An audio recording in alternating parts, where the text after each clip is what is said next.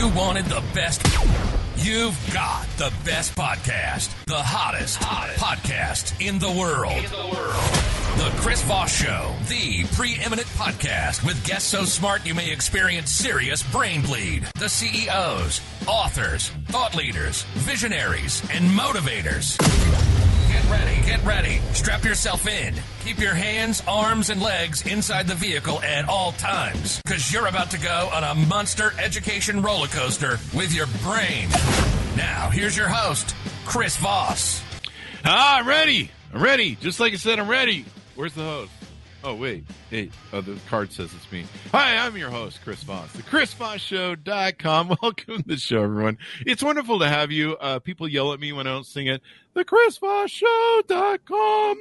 You know, it's really funny how you guys send me messages if I don't sing it. It's really, I don't know. I love you guys, but Jesus, after 13 years, I got to come up with something else, man. Anyway, guys, welcome to the show. We certainly appreciate you coming by. We have a brilliant multi-book author on the show today. He's going to blow your mind. Nir Eyal is on the show with us today, and he's got two amazing books he's written. He might have had more than that. We'll check in with him and find out.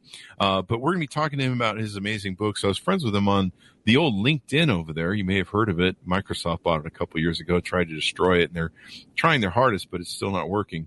But it's kind of like Microsoft is kind of like the Elon Musk of LinkedIn. So that's what I think about that. But still, I recognized that I was friends with him, and I've been friends with him for several. I don't know. However, I've been on LinkedIn for 2008, since 2008, for 2008. It seems like for 200,008 years. And I was like, hey, man, we should have you on the show. And he's like, hey, man, that sounds like a good idea. I'm not sure that's the language he used, but I'm paraphrasing. Anyway, he is on the show with us today. He's going to be talking to us about his amazing book and business science insights. And you're going to learn so much, it's going to make you sexier, guaranteed to help you in the bedroom. Your wife still won't like you, but you will be sexier. Nir Eyal is the best-selling author of Hooked, How to Build Habit-Forming Products, and Indistractable, How to Control Your Attention and Choose Life. At least that's what I read when I was between my Instagram messages. He is taught at the Stanford Graduate School of Business and Hasso-Plattner Institute of Design. I may get yelled at for that one. His writing on technology, psychology, and business appears in the Harvard Business Review. We love the authors we have from them on the show. The Atlantic, TechCrunch, and Psychology Today. I'm going to ask him, I'm going to show him my brain and ask him if it looks infected. Welcome to the show, Nir. How are you? Hey, man. See, I do talk like that. How are you? Yeah, you got the whole hey man thing going on. All right. Hey, so Nir, give us your, did I get the Hasso right? Is that Hasso-Plattner? Yeah. He's the founder of SAP. So you went to Stanford, and I went to public school. So that's how that works. I also went to public school. No, did you really? Oh, you must have went to a different one. I went to one where it was pretty much just FFA, Future Farmers of America, the whole time. Yeah, much we had that too. I grew up in Central Florida, so yeah, we had that too. I went to public school and then shipped off from there. From what I understand, they still do that in Florida. That's like a Florida man thing, isn't it? I don't know. Oh, that was a big club in my high school. Future farmers. You know, I also learned welding, wood shop, and leatherworking, and metal shop. Go. And none of those are real skills, not like what I do. I just click on keys all day. They are. Well, I'm either going to, the great thing about my podcast is if things don't work out with this whole thing, I can always fall back on either my strip club days of being a Chippendales dancer, or I can go back to my welding career. Probably my welding career at this point, because I don't fit in those songs very well. Anyway, welcome to the show. We certainly appreciate you coming by. Give us your .com. Did we get the .com from you? Yeah, it's Nir and Far. Nir like my first name, Nir. So it's nirandfar.com. I just wanted to cement that in and make sure we got it, because I was in between jokes and thinking of the next one. So welcome to the show, my friend. You've got two amazing books. Is it just the two? Two for now. Sorry to make that sound like, is it just two? Like, is that it? That's all you can write? So you've got the two books on, and they've got amazing reviews. You really kicked ass on these books, so congratulations. The first one, let's start from the top. Well, let's do this. Let's lay a foundation, sell you the audience. That's always good. Tell us a little bit about yourself, how you grew up, what you ate for breakfast, and how you got here. What got you into the business of writing books and business consulting? Yeah, so I'm a behavioral designer. So what that means is that I help companies build the kind of products and services that build good habits in people's lives. So I work in healthcare to help people make sure they take their medicine or use a medical device. I work in education to help people learn new languages or learn online, for example. I work with financial services companies to help people make a habit out of saving money. So anywhere where you need a repeat behavior, those are the kind of businesses that are my clients. And my research in the field has extended back to over a decade now, looking at the deeper psychology of why we get hooked and how we can use the same psychology that Twitter and Facebook and Instagram and WhatsApp and Slack, all these companies use to get us hooked to their products, sometimes for frivolous reasons, right? Sometimes just for entertainment. But how can we use that same exact psychology for good? How can we use it to help people learn a new language or get fit or live healthier lives through the products and services we use? So that was my first book, is Hooked, How to Build Habit-Forming Products. That's what I still do professionally. Most of my time is speaking, consulting, and teaching around that topic.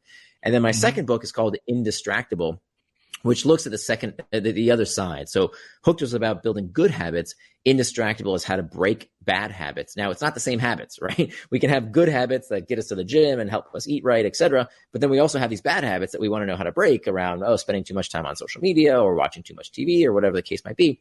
So I wanted to look at both sides of the equation, how to build good habits with the products we use, and then how to break those bad habits that can lead us towards distraction. What were you saying? I was looking at my phone. No, I'm just kidding. Indistractable is the title of the book. How to control your attention and choose your life. It's always best to choose life, I find. I wake up every morning and go, death, life. I'm going to go with life thing today. Works so far. I don't know about that. But anyway, so give us a rundown of Indistractable.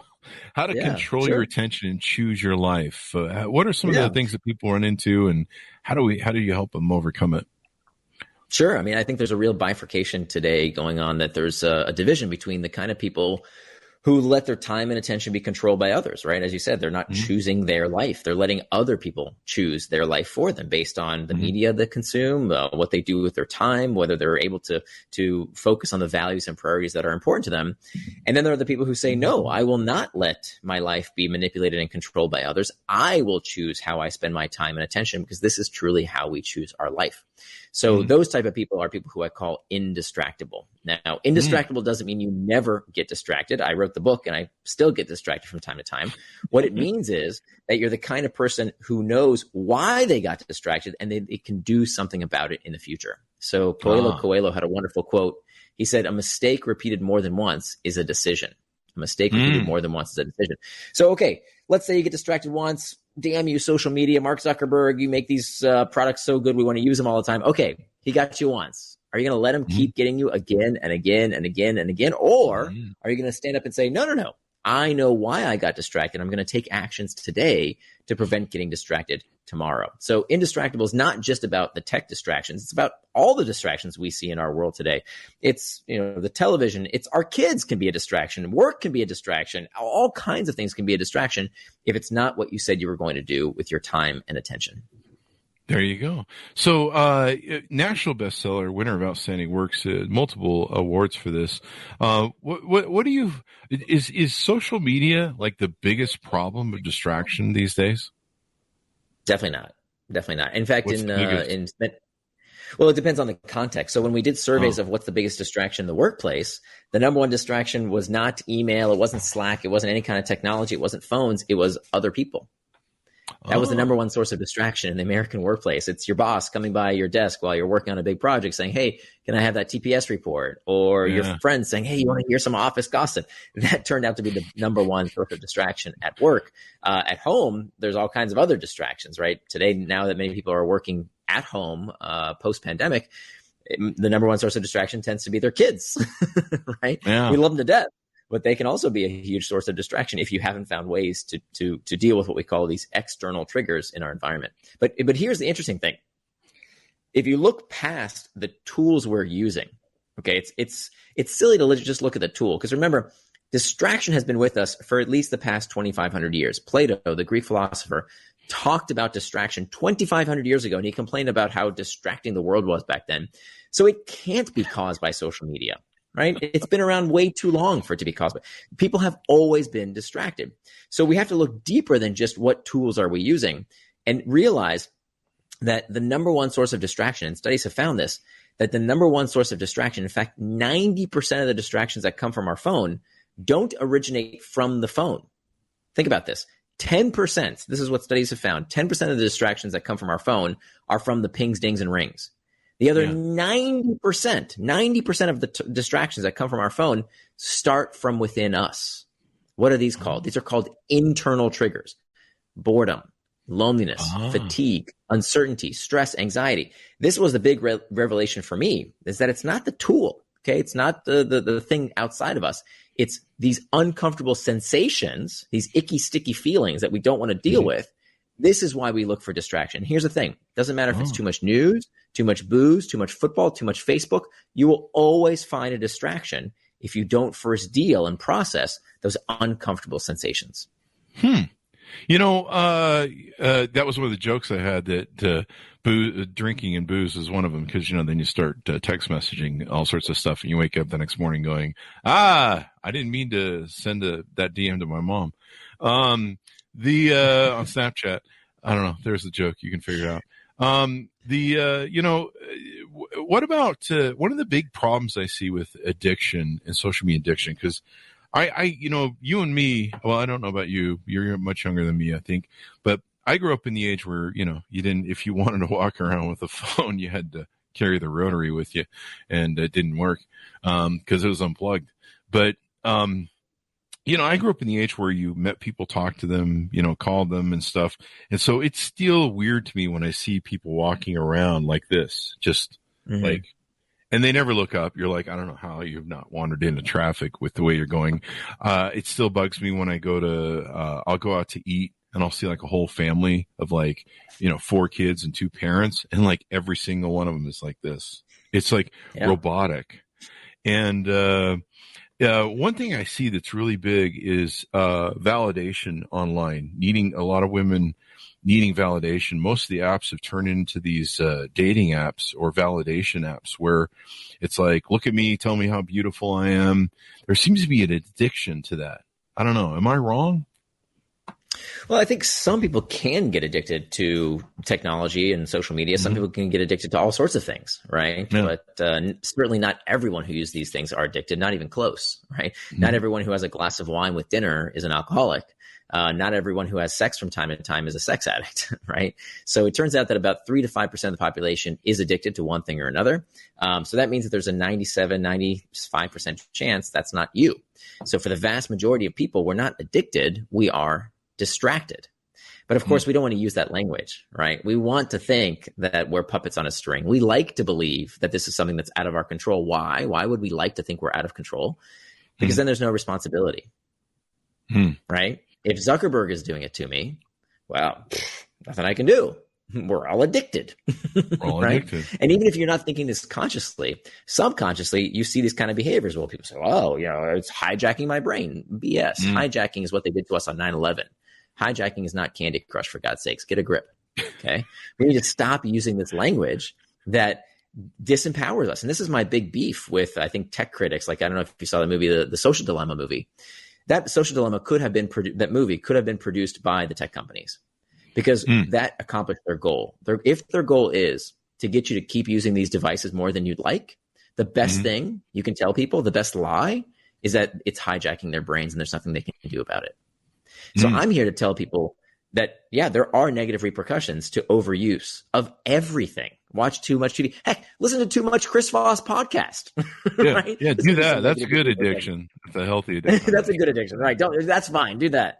But anything you overconsume is going to have negative repercussions. So the problem is, here's what's interesting too, is that there have been studies that showed that there is no connection between depressive symptoms and the amount of hours spent online, but there is a connection between depressive symptoms and whether you think spending time online is bad for you. Think about that for a minute. The perception, the moralizing, the guilt that, oh my God, I'm spending too much time online, that's bad for you, can actually be worse for you than the time online. Okay? There's nothing wrong with spending time on social media. There's nothing wrong with watching Netflix. There's nothing wrong with any of these things. We need to stop moralizing and medicalizing these behaviors. Rather, we need to say, look, anything in excess has negative repercussions. How can I get the best out of these tools without letting them get the best of me? And that's what becoming indistractable is all about. It's about empowering yourself, not to be some professor that says, oh, stop using social media, stop using email. Thanks, stupid. My job relies on those things, right? I can't just stop using email, right? I'll get fired. Yeah. So instead of saying, let's cut it out of our lives, we have to figure out how do we use it in a way that serves us as opposed to us serving the tech companies. And these tech companies, they really play on our emotions, as you said. You know, the emotions, you know, they for a long time, I think they're trying to dial it back, but for a long time, they played on your emotional stuff. So they would, you know, hit you with some news or some posts that somebody made that was really emotional and would enrage you maybe or trigger you. And they would make sure that those posts were shared actively. And it was real gamification of your emotions. Yeah, all media does that. Mm-hmm. All media. I guess that's true. Right? When you watch Fox News or CNN or the New York Times or whatever, or a podcast, it has to play on your emotions. Look, I went to journalism school as an undergrad, and the first rule of journalism is if it bleeds, it leads. That's true. That's what journalism is all about. Yeah. If it bleeds, it leads. Yeah. It doesn't matter if the news they're giving you has any impact whatsoever on your life. They don't care. Mm-hmm. Fox News will never tell you you've had enough. Please go have a life. Okay. They will tell you stories of people suffering 5,000 miles away so that you can take your mind off of your problems at home. That's what they do. Okay. All media, not just social media, all media, folks. Does anybody not know that the media business sells your eyeballs? That's what they do. They sell it to advertisers. Wake up. That's always been their business model. Now, that doesn't mean it's a bad thing. It's fine. I'm very happy to have access to the news, which most of it, by the way, I can get for free. It's a miraculous age we live in that I can get access to that stuff. So just because they're playing on our emotions doesn't mean it's a bad thing. That's their job. We want them to tell us stories. That's why we tune in. The question is, what are we going to do about it? We need to stop blaming and shaming and start claiming responsibility for how we use these products. That's true. Is half the battle recognizing that? Absolutely. Absolutely. I mean, I think it's the whole battle is that, you know, here's what happens when people think that there's nothing they can do about a problem, when it's being done to them, which is a beautiful narrative. We like there's always scapegoats. If you look at throughout history, right, it's in the Bible, scapegoating is what we do, right? We never like to assume responsibility for our own problems unless we're absolutely forced to. It's always easier to say, oh, it's that country over there doing it to me. It's those people over there. It's that guy doing it to me. There's always the other that causes our problems because people don't like to think, wait a minute, what can I do? Right? That's a very uncomfortable question because now I have to change my life and do something different. And it's much easier to incite people and to make money on selling fear.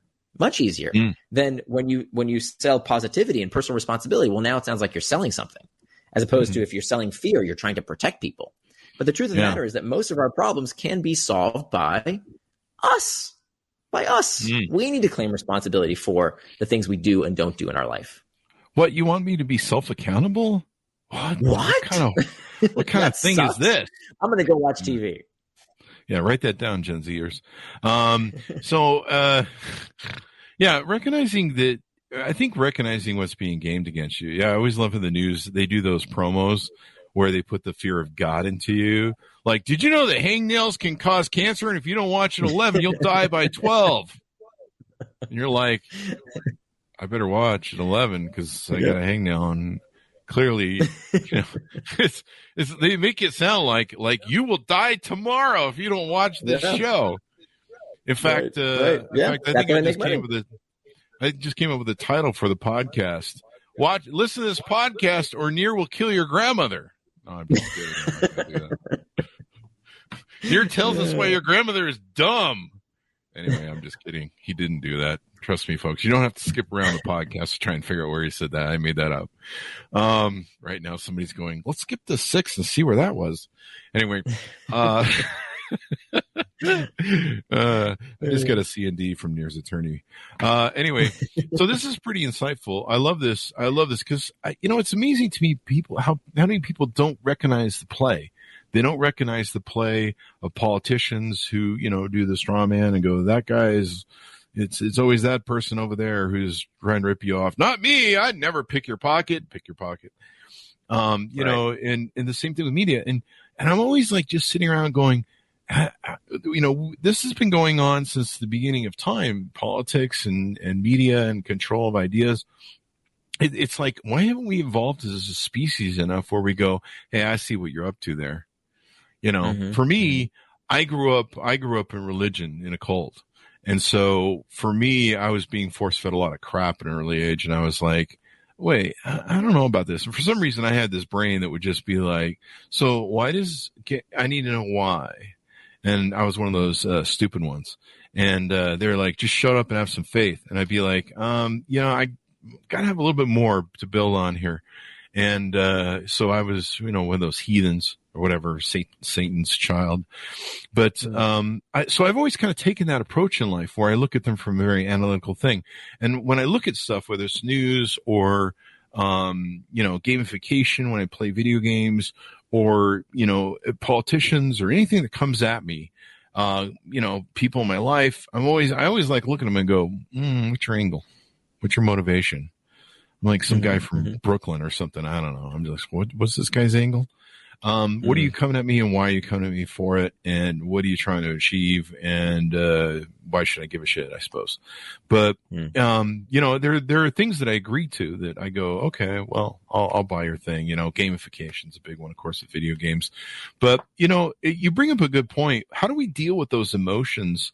Like, do we need to sit down and go, why am I insecure about something or feeling insecure? And so I'm using, I'm doing something to watch some TV or Netflix or doing some sort of behavior to do that? Well, it starts from defining what is distraction. So let's start there. So the best way to understand what distraction is to understand what distraction is not. So most people, if you say, what's the opposite of distraction? They'll tell you the opposite of distraction is focus. Not true. The opposite of distraction is not focus. The opposite of distraction is traction. It's right there in the word. Traction and distraction. Both words come from the same Latin root, trahare, which means to pull, and they both end in the same 6 letters, A-C-T-I-O-N, that spells action. So traction, by definition, is any action that pulls you towards what you said you were going to do, things that move you closer to your values, help you become the kind of person you want to become. Those are acts of traction. The opposite of traction is distraction. Distraction is any action that pulls you further away from what you said you were going to do, further away from your goals, further away from living out your values. So that's really, really important because I would argue any action can be traction or distraction based on one word. And that one word is forethought. Okay. The time you plan to waste is not wasted time, as Dorothy Parker said. So if you want to play video games, do it. There's nothing wrong with playing video games. Do it, though, on your schedule, not someone else's. And don't do it because you're trying to escape some kind of uncomfortable emotion. So now that we have traction and distraction, now we can plug in our external and internal triggers. The external triggers we talked about earlier, those are the pings, dings, and rings, those things in our outside environment that can lead us towards distraction. But again, that's only 10% of the reason we get distracted. The other 90% of the time that we get distracted, it's not because of what's happening outside of us. Rather, it's about what's happening in our own heads. So that's the first place to start. The first step to becoming indistractable is understanding what are those internal triggers and learning ways to master those uncomfortable sensations, or they will become your master. If you look at why people do things that they later regret, right? Why do they drink too much? Why do they spend too much time watching TV? Why do they, whatever it might be, things that they later look back and say, oh, that is not how I wanted to spend my time on earth. You will always find that there's an uncomfortable emotion that they are trying to escape. And so that is step number one, is how do you cope with that discomfort? You don't need to go see a psychiatrist, nothing wrong with it. But if it's something you can do by yourself, I give over a dozen different techniques that you can use to start mastering those internal triggers so they don't become your masters. And we can talk about some of those techniques as well. Nice. Let's do this. Let's force people to buy the book to pick those up, because I want to move to your second book and get a few more jokes in. One thing was interesting is, did you find that a lot of, people have one of their biggest emotions that they're having about just getting distracted is FOMO, fear of missing out. I find Huge. a lot of my friends that's half the reason they grab the phone off the table, as soon as it buzzes, is because they're, and I'm guilty of it too. There's a fear of missing out, which is an emotion, I suppose, too. Is that an official emotion? I don't know if it is. Yeah, no, that's a big one. Fear of missing out is it's fear, exactly. And of course, fear is a powerful motivator. The question is it real? Is it justified? And that fear of missing out is the reason we act more than the reality that we are missing out. That's a really important insight. So when many people resist, okay, I can't be indistractable because what if my kids need me? What if my boss needs me? What if my friends need me? It's more often than not, I'm talking 99% of the time, it's a fear versus a reality. Guess what? Your kids can wait a little while so that you can finish that big project. Your boss can hang on for 15 minutes so that you can finish that priority. You can go to the gym real quick. Nothing's going to happen if you do the things you say you're going to do. In that time, the world's not going to fall apart. But people have the fear they might miss out, that somebody might need them. And in reality, it's an excuse. At the end of the day, it's a feeling, and feelings can be managed. And 9 times out of 10, when you go look at what the notification is, it's something that it wasn't worth distracting, like Kanye West, and especially when it comes at the expense. The cost of this is the time you could have spent doing the things you really want to do. Exactly. Right? Like you said, I see people in restaurants all the time with their family, having a beautiful family dinner, and all the kids are on their devices. Right? Like, well, why did you go to dinner to spend time with your family if everybody's on their phones, right? So that's why are you sitting there? You could all just be home looking at your own screen. And I'm not judging anybody, right? Like, if you want to live your life the way you want to live your life, do it, right? I'm not going to tell you what your values should be. What I want to do is to help people live out the values they set for themselves. Okay, so if you say exercise is important to me, great. If you become indistractable, you're going to go exercise. If you say family time is important to me, great. I'm going to help you spend time with your family 100% and really be there for them. If you say work is super important, I really need to work on my business. Absolutely. I'm going to help you do that without getting distracted by all those stupid trivialities that take you off track. Because, Chris, the problem today is not that we don't know what to do. We all know what to do. Right? We don't need to listen to some guru to tell us how to lose weight. We know how to lose weight. You eat right, you exercise. There's no secret to it. We don't need to listen to some business guru to tell us how to be better at work. You know how to be better at work? Do the freaking work, especially the hard stuff that other people don't want to do. That's how you get relationship advice. You want to know how to have a better relationship? Be fully present with people. They're not. Stop looking at your phone. Exactly. If you don't know how to do something, Google it. Everything you want to know is right there on Google. Just Google it. The problem is not that we don't know what to do. The problem, Chris, is that we don't know how to stop getting in our own way. That's the problem. We don't know how to stop getting distracted. And so that's exactly what becoming indistractable helps you overcome. I'm going to put that in my phone. Hang on one second. No, I'm just kidding. But no, that's brilliant. I love how you've defined this foresight. It sounds like what you need to do is you need to sit down and make a plan. Is that right? You sit down and make a plan and go, okay, how am I going to start responding to these phone messages? How come, I get the emails from the kids that are at military school till 18 and somehow they want to still talk to me. They can't wait. I don't know what that's about. How do I deal with news? How do I deal with politicians, trying to fire me up? How do I keep people from playing my emotions? Is it good to write it down, a master plan?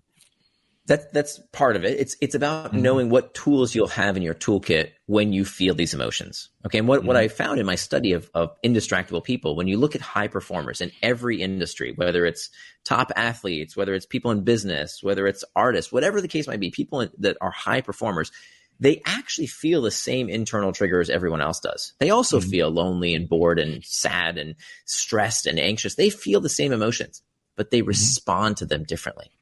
They have a different set of habits around how do you respond to this uncomfortable sensation. What many people do, distractible people, when they feel that discomfort, they immediately look for escape. I can't deal with this boredom. I can't deal with this stress. I can't deal with whatever anxiety I'm feeling. Let me go escape it with something, whether it's too much news, booze, Facebook, football, whatever. They're going to find something to escape it into. High performers don't do that. High performers leverage that discomfort. They use the insecurity, the stress, the anxiety as rocket fuel to propel them towards traction. right? This is why you hear so many people who have really tough upbringings and they're incredibly motivated. They're incredibly productive because they have something to prove, right? They use that discomfort like rocket fuel towards traction rather than trying to escape it with distraction. And so that's what we see with these high performers. So the good news is anyone can learn those habits. So what you do in response to those uncomfortable sensations, this is a really important point. People think you can control your emotions. You can control your urges. You cannot. You cannot control your urges. Okay. What you can control is how you will respond to those urges. So it's like the urge to sneeze. If you feel the urge to sneeze, it's too late. You've already felt the urge to sneeze. You don't control the urge to sneeze. Just like if you control the urge to eat that piece of chocolate cake if you're on a diet or scroll your cell phone or whatever the case might be, if you feel the urge, that is not in your control. Don't try and don't try and get control over it. What you can do is that you can claim responsibility for how you will respond to that sensation. So when you feel the urge to sneeze, are you going to sneeze all over everyone and get them sick? No, you take out a tissue and you cover your face. That's the responsible thing to do. So yeah, but it's better if you share, though. I'm just kidding. Exactly. They won't be very happy with that, but you can feel free to share. In that case, sharing is not caring. But whether it's your phone or a cigarette or a piece of chocolate cake, the idea is how you will respond to that sensation. So what I do is to teach you different techniques that you can use starting day one about how to respond to that discomfort in a healthier way. There you go. Because here's the thing. If I can make one more quick point. Please. We know, in fact, that all human motivation, we used to think that human motivation was about pain and pleasure, right? The carrot and the stick. We now know that's not true. That neurologically speaking, everything we do is not about rewards and punishments, carrots and sticks. That is not true neurologically. In fact, when you look inside the brain through fMRI studies, we know that the human brain is motivated by one thing and one thing only. And that one thing is the desire to escape discomfort. That's it. The desire to escape discomfort. Even the pursuit of pleasurable sensations, right? Even wanting to feel good, craving, lusting, desire, all these things are psychologically destabilizing. We know, there's that song, Love Hurts. And it's true that's exactly right. Craving something, desiring something is the propensity to want to feel good is itself uncomfortable. So what does that mean? That means, therefore, if all human behavior is spurred by a desire to escape discomfort, that means that time management is pain management. Money management is pain management. Weight management is pain management because all human behavior is spurred by a desire to escape discomfort. So once you realize that fact, it's incredibly empowering because it's just feelings. And once we can control those sensations, we can master our well-being. That explains my first 6 divorces. It might actually. To get away from pain. Yeah, there you go. Just a joke, people. There's only been 7. So Hooked, How to Build Habit-Forming Products. You guys can order up wherever that book's out. I just read the one I'm leading into. So we're going to talk about Hooked now. How to Build Habit-Forming Products. The prior thing I was trying to plug there was Indistractable. How to Control Your Attention and Choose Your Life. So let's talk about Hooked and your prior book. And tell us about this one and what motivated you to write it. Yeah. So my first book was about how do you use technology products primarily to change behavior for good, for healthy habits. So what I did was look at how do you break down the psychology of TikTok and Instagram and Slack and Snapchat and all these products that are so good at keeping us hooked. I wanted to figure out their secrets. And I wanted to steal those secrets so that the rest of us, so entrepreneurs, can use them for good to help people exercise more, save money, connect with loved ones, be more productive at work. And that's exactly what's happened. So Hooked is a how-to guide. Indistractable is for everyone, right? Anyone who finds themselves distracted. That's, everyone feels that these days. So you wrote a book on how to get companies to make products to distract you, and then you wrote a book for people to not get distracted. I see you're playing both sides here, aren't you? That's the marketing spin that gets people. I see what you're up to. Wow, that's a self-serving cycle of. But of course, it's not the same products, right? I've never consulted for Facebook and Twitter and these guys that they already know these techniques. That's guess where I learned them. I stole their secrets and put them in my book, so that the rest of us can use these techniques for good. There you go. And I've never worked for the gaming companies or any of these guys. The idea here, they already know these techniques. The idea is how can we build businesses to help improve people's lives by building good habits? And the good news is we can have our cake and eat it too, right? We can be hooked to that exercise app and also become indistractable to not overwatch the news or other distractions in our life. There you go. There you go. Yeah, it's really important that we identify this stuff. It's really crazy how pretty much, so we're so manipulated, and so many people buy into it. They're just like, the news said this, and there's a lot of people that whatever the news is, or what's worse is the people who see a meme on Facebook and that's what they determine their political slant is, or the political narrative of the day is. And, it's from Russia or something, and people are buying into it, and they don't look at it and go, what's the play here? What's the angle? The good news is that we adapt, right? That human beings are, I think there's kind of this perception that we're all like idiots, that, not me, of course, right? I'm not the idiot. Everybody else is the idiot. It's everyone but you and me. And of course, that's not true, right? We've seen the enemy and it's us, right? We're the idiots, but we're also amazing. We need to give ourselves more credit too, that we can change. And we're seeing this already, right? We're seeing that people get smart over time. This is what people do when there's a technology that has a massive impact on society. We do two things. We adapt and we adopt, right? Every new technology has negative consequences, right? So as Paul Virilio said, when you invent the ship, you invent the shipwreck. Okay. But when was the last time you heard about a shipwreck? Almost never. You almost never hear about shipwreck. Did we stop sailing ships? Did we say ships are evil? They hijack your brain? No. You know what we did? We made ships better. We improved the technology around how we how we build and sail ships so that they crash less. And guess what? That's what we're doing with technology right now. So, Facebook was a dumpster fire a few years ago. So that built an opportunity for TikTok to now come in, which is, I think, a much more moderated, healthier environment. It's not perfect. There's lots of problems. Not sure if healthier owned by the Chinese. There's potential threats, of course, but it's a lot healthier because people got sick of this dumpster fire of politics and advertising on Facebook. I don't know anybody under 40 who's still on Facebook. They're all on Instagram or on TikTok. And I know Facebook owns Instagram. Yep, I got that. But it's a case in point of how consumers, they're not stupid. They look for a place that makes them feel better, that helps them deal with the problem that they're facing in a healthier manner. And that's exactly what we're seeing now. People didn't want all the politics and ridiculous Russia stuff that was infecting Facebook. They didn't trust it anymore. And so they went to look for other places, which proves my point that you can't addict people to these problems, to these products. They're not mindless zombies. People will eventually, if you don't serve their needs, they're going to go somewhere else.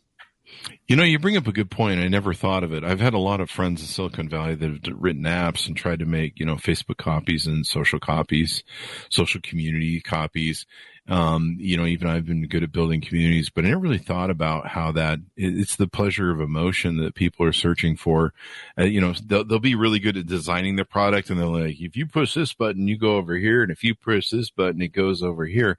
And it's like, yeah, but how do they feel during this whole thing? You really opened my mind up to that in the feeling aspect of it. Is it giving me that dopamine, reward hit?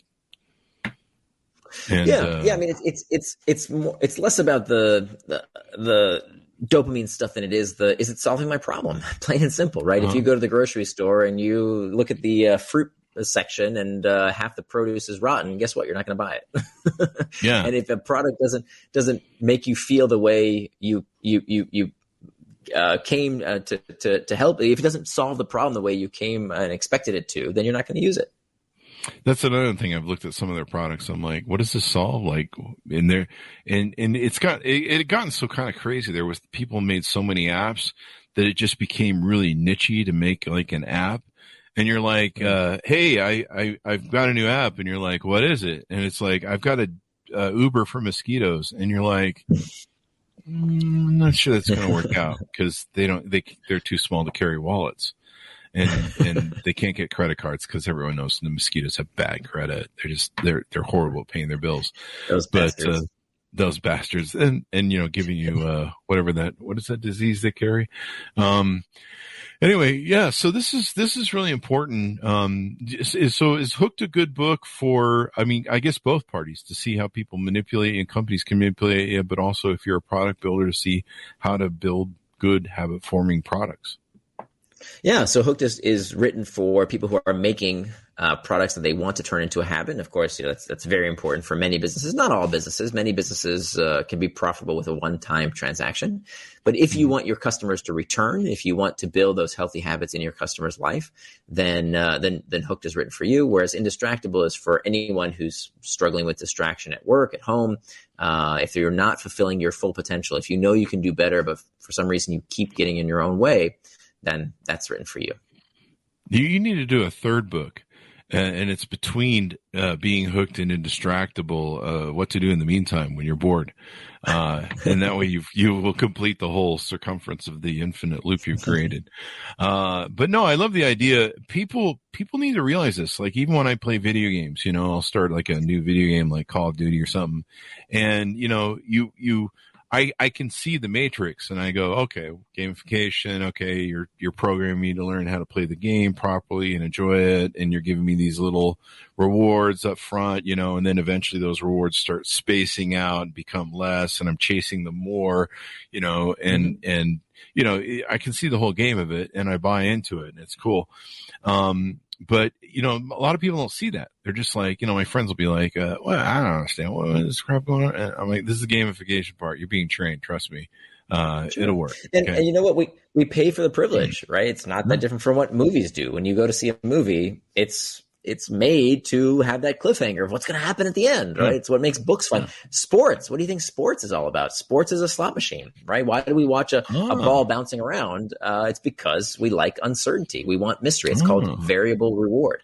And so these type of products are not necessarily bad. It's about how we use them. We pay for the privilege to go to watch a sports match. We pay for video games. We pay for movies because they're fun. They're engaging. They're entertaining. And there's nothing wrong with it, as long as we don't do them as a distraction. As long as we plan for, here is when I'm going to play video games. Here's when I'm going to check social media. Here's when I'm going to watch sports on TV, as opposed to using these tools as an analgesic, right? Using it as a way to relieve pain in my life and not have to deal with what's really happening in reality.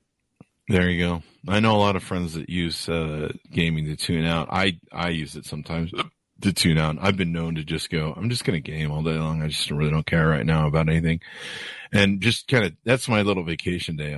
Like on a Saturday, I'll just be like, fuck it.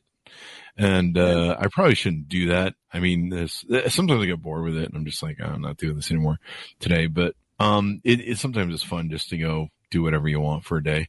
But I like getting into this stuff because people need to realize the things that are out there. They need to create better habits because, like you say, the successful people, they've just learned to manage their emotions and learn how, it's always about how you respond, right? That's right. Yeah. And it's a learnable skill, just like any other. And again, there's nothing wrong with playing video games all day on a Saturday if that's what you want to do, right? In advance, not in the day. Don't wake up Saturday morning and say, I'm going to game all day because I feel like crap. Plan that time, right? If you plan it on Friday and say, hey, you know what? I've got no obligations. I'm a grown adult. I can do whatever I want with my time. Enjoy it, right? It's your life. The problem is when you say, oh, my life sucks. I don't want to deal with my problems. Okay, I'm going to go escape in my cocoon. Yeah. And then your life will suck more because you're not doing things you're supposed to do. And that's this vicious cycle that can lead us towards from distraction, sometimes towards addiction. Now, addiction has, other roots. It's not just the video game that causes people to get addicted, right? Typically addiction has, some other comorbidity. Almost 100% of the time, nobody steps on a heroin needle and becomes addicted to heroin. It's not how it works. There's always some kind of past trauma. There's some inability to deal with the pain in their life. And they're using the drugs, the booze, the video games, the porn as an escape from reality. But that's, that many of us, even if we're not addicted, can use this as a distraction. So that's what we need to be very careful of. I use coffee to distract myself from reality. Yeah, that's a lot of coffee. Enough caffeine and you're fine. Anyway, this has been wonderfully insightful, Nir, to have you on the show. My pleasure. Anything more you want to touch on or tease out before we go? No, I appreciate it. Yeah, my website is nirandfar.com if you want to check out my writing. And the book, again, is Indistractable, How to Control Your Attention and Choose Your Life. And that's available at wherever books are sold. But if you go to my website, Indistractable.com, there's actually an 80-page workbook that we couldn't fit into the final edition of the book. So it's a completely complimentary workbook to get you started. Again, that's Indistractable.com. It's spelled I-N, the word distract, A-B-L-E, Indistractable.com. There you go, guys. I highly recommend it. He's got 1 million reviews on the Amazon. You definitely want to understand how to control your life better and manage your life better, because otherwise you just end up a zombie. A lot of people go through life and they just wake up one day, at 40 and go, what the hell have I been doing? It's like, what do they call that? A midlife crisis. So, you want to understand what's going on. You want to be able to watch media and everything that's coming at you and go, what's the angle? Why are they trying to do this? And, you just don't want to be someone who's just some zombie that they're just running around with meat going,